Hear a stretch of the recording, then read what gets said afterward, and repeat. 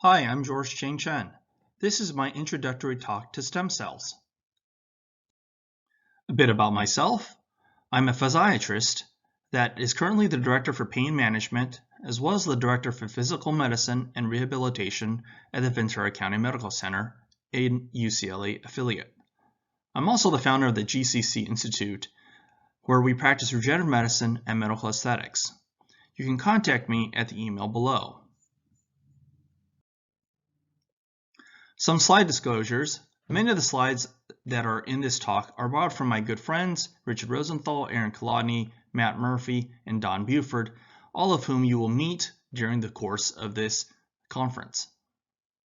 So what is a stem cell? Well, this is one of the most commonly used and abused and marketed terms in regenerative medicine. But fundamentally, a stem cell has the ability to function or repair restored or damaged tissue. Namely, they have two main characteristics. They have the ability for self-renewal, which means the ability to reproduce itself indefinitely through mitotic cell division while maintaining an undifferentiated state. And they have potency, which means that they have the ability to differentiate into specialized types of cells with distinct different types of cell characteristics. There is a stem cell hierarchy. When a sperm meets an egg at conception, it creates a zygote.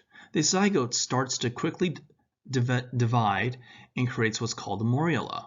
This gives us what is the embryonic state, and we have embryonic stem cells at this stage. As it further differentiates, you will get a blastocyst, which will have continued to have embryonic stem cells, but they will slowly have differentiation of cells into different cell types. You will develop hematopoietic stem cells, epidermal stem cells, mesenchymal stem cells, as well as neurostem cells. Now these further differentiate into different lineages for different tissue types throughout the body. So what does this mean? It means that we have different potential sources for stem cells that we might be able to obtain. Now, stem cells from embryos and fetuses pose an ethical dilemma as well as being currently illegal. Now, what does that mean about adult stem cells or mesenchymal stem cells? Well, mesenchymal stem cells are actually found throughout their entire body. Even in places that we previously did not believe there to be nascent inherent cells within those tissues, such as the central nervous system or the myocardium, we've actually found that there are cells within there. They are found in the adipose, they are found in the dental pulp, in the amniotic fluid, the placenta, the umbilical cord, Wharton's jelly, etc. Let's further discuss the differences between these cell types, such that we might understand why we're looking for embryonic stem cells versus mesenchymal. Well, embryonic stem cells are harvested from the blastocyst. They're pluripotent, and they're capable of becoming every cell type in the human body. There's concern that they can create tumors because of this, and we also obtain them from leftover embryos from IVF or at abortion. Now, that's certainly going to be controversial, and it's actually illegal right now in the United States. Furthermore, though, from a treatment standpoint, this is also going to have different DNA as if they're transplanted into the host. Looking at adult stem cells, these cells are harvested from mature adult human tissue. Now, although they're found throughout the entire body, the most widely sourced places and most widely studied because of that are the bone marrow and the adipose tissue. These cells are not pluripotent, but they are multipotent with certain types of stimuli. Now, they do not have the potential to become tumors, at least that's not been found in the clinical data. And there really are currently no moral or ethical issues, as well as not having to deal with the idea that they're having different DNA, meaning these are autologous cells. Because MSCs are highly concentrated and widely available and easily accessible in the fat tissue, as well as the bone marrow, this is where they're most widely studied. But there are commercial preparations that are on the market. And these sources include sourcing them from Wharton's jelly, as well as cord blood, and other amniotic sources. The question is, though, as other speakers during this conference will discuss, whether or not those are FDA viable or FDA allowed, and whether or not they have viable cells within their tissue. We've already stated that mesenchymal stem cells can be found throughout the entire body. They can be found in all of these tissues because they are a nascent reservoir of cells that can help repair tissue. Now, the native environment for MSCs is actually perivascular. You'll notice in this bottom left drawing this aqua blue cell that looks like a mutant spider with 4 or 5 arms holding on to the vasculature. Well, this cartoon shows that this is where the MSCs live. They actually hold on to the vasculature, and based off of signaling through the bloodstream, that these cells will get recruited to an area of injury. Here's a diagram that further shows how MSCs react.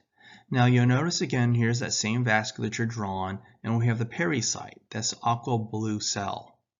Now there's going to be soluble factors that are released after trauma. You can imagine this could be any type of tissue injury, or an IL-1 or tumor necrosis factor, something that's released from the body essentially as a help signal.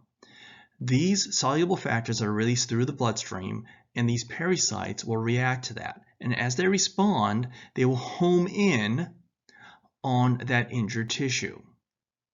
Once they've homed in onto that area, they become activated and can release a myriad of trophic factors, cytokines, etc., that can have a biological effect on that cell tissue, on that cellular injury.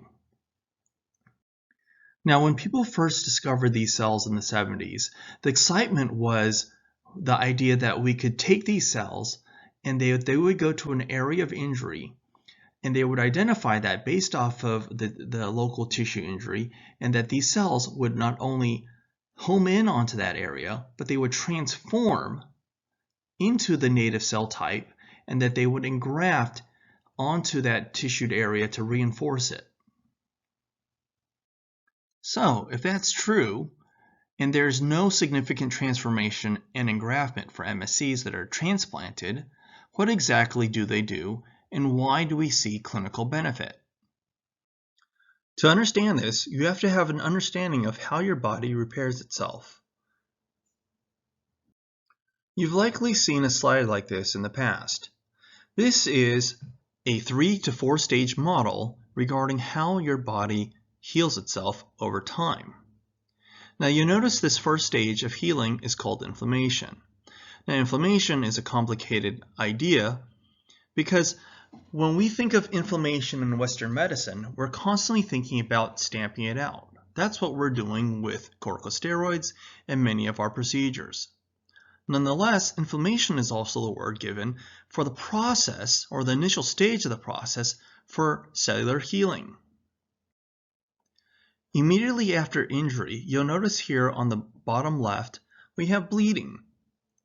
Now bleeding results in the platelet activation because the primary hemostasis is dependent on the platelet plug. These platelets, once they've created a plug, will degranulate and release multiple bioactive cytokines and growth factors that will recruit further downstream healing. Over the course of days and weeks, you'll have cell proliferation and matrix deposition. This results in reepithelialization and deposition of extracellular matrix. At some point, typically weeks later, you have extracellular matrix synthesis degradation and remodeling, resulting in increased tensile strength and decreased cellularity as well as vascularity.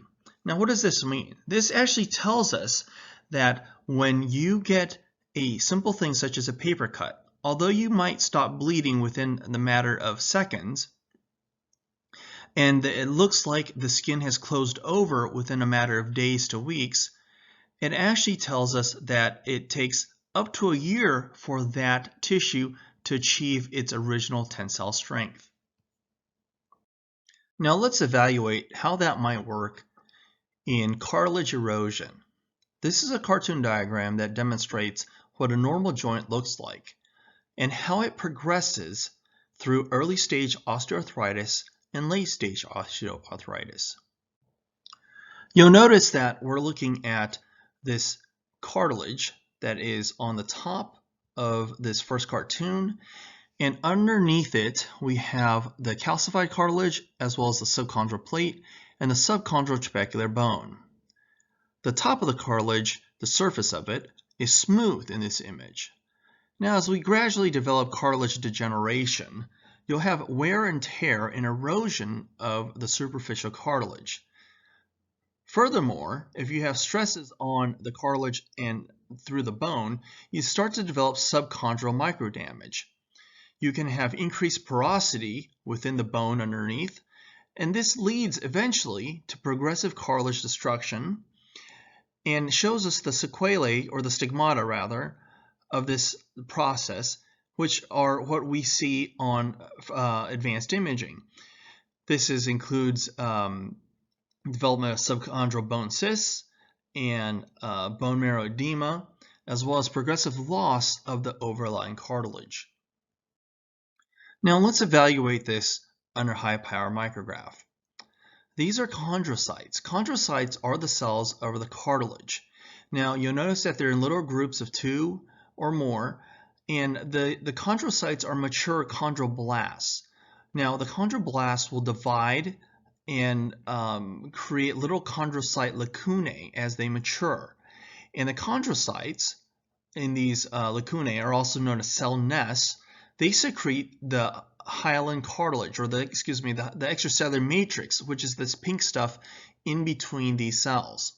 Now, the extracellular matrix is developed or is made up of things such as aggrecan and GAG, and these are water-absorbing compounds that provide the compressile forces, or the ability to withstand compressile forces within your cartilage. Of the 3 types of cartilage that we have in our body, this type of fibrocartilage is what's necessary to withstand the compressive forces at the end of your articular joints. This cartilage is avascular, and thus it's nourished by long-range diffusion from nearby capillaries within the perichondrium. There's many implications for this, including the idea that the cartilage can actually never become very thick because it's based off of diffusion for its nutrient supply. If the cartilage ever got too thick, it would be not sufficient to supply the cartilage with nutrients and oxygen and removal of waste. Now, cartilage can grow in 2 ways. You can have interstitial growth. This is the growth that you get when chondrocytes are dividing and they lay down more matrix, or extracellular matrix, within the existing cartilage. This is what happens during childhood and adolescence. Unfortunately, as we age and we mature, this slowly goes away, and what we have is appositional growth. Appositional growth happens where we have new surface layers of extracellular matrix that are added to the pre-existing matrix by new chondroblasts from the perichondrium. You'll note that we're saying new chondroblasts. So these are new cells that are within the parenchyma of your tissue, but they're coming from the outside. Because of this, people have recognized that the subchondral bone, just like the vertebral end plate, is the mediator for bone and disc health. There's crosstalk amongst the articular cartilage and the subchondral bone, as well as synovium, as part of the homeostasis of the cartilage health. Again, the cartilage is avascular, and so it needs to have this association with the vascular subchondral bone to keep nourished.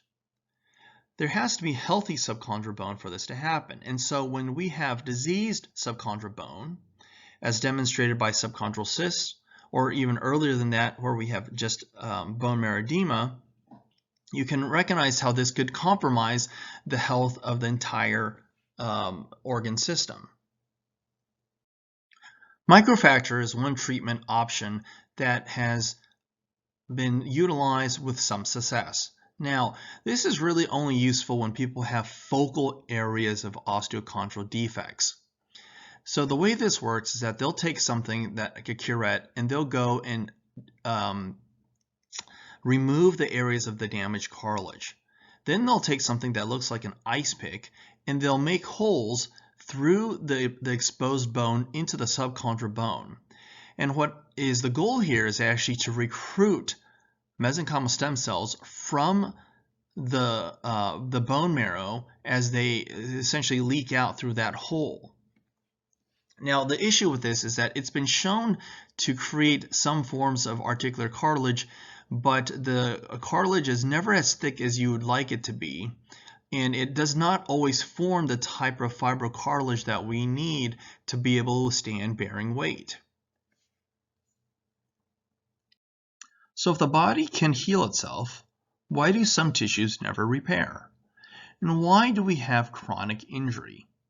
Well, a lot of that is dependent on the health status for our patients. Now, this is a very simplistic cartoon diagram, but it sort of demonstrates what I'm trying to get at. So your health status is going to make a big difference. If your patients are diabetic, the diabetes itself clogs the microcapillaries surrounding many tissues, including even your peripheral nerves. And this is why peripheral nerves start to die off and we develop peripheral neuropathy. So the vascularity of small targets as well as large tissue targets is going to become compromised in many health statuses, including whether you smoke or your cholesterol is poorly controlled, vascular issues, etc. More importantly, you might have an absence of mesenchymal stem cells in that tissue. Now, what does that mean? Well, if you have full erosion of your cartilage from years of trauma, or years of bony erosion, or even trauma to a joint, then it's going to be very difficult to have extracellular matrix produced if you no longer have chondroblasts and chondrocytes in that area. In a tendon, you can have such a large piece of calcium deposited in that tendon that the body is never able to break it down. So there's many reasons why we have incomplete healing, but there are things that we can do through regenerative medicine to help stimulate that process. This circles back around to how stem cells work. Well, we've already established that the amount of differentiation for MSCs once they're near the target tissue is quite low, and the rate of engraftment is very, very low. So how else do they work? Well, these cells have what's called a Paracrine Effect. The Paracrine Effect will elaborate momentarily. Other things that are going on include the fact that they can have angiogenesis potential, meaning they have vascular endothelial growth factor that might be released, as well as other cytokines that promote vascularity for the injured tissue. The cells certainly can proliferate. They are resistant to apoptosis. They have an inherent anti-inflammatory effect. And they have homing, trophic, and immunomodulatory effects as well. Thus, when we have these bone marrow mesenchymal stem cells on this left, and they will receive chemical or mechanical indicators from their environment that will cause them to migrate off of the vasculature. These are the pericytes, and they will migrate towards the injured tissue. Now, because they have the homing mechanism, they're going to home in based off the chemical factors and the injured tissue, the mechanical stresses, etc. And they can do a few things there. When they get there, they can secrete different chemicals and compounds. This is the Paracrine Effect, or they can again differentiate. We're going to focus a little bit on the Paracrine Effect, which is the predominant mechanism for how MSCs work.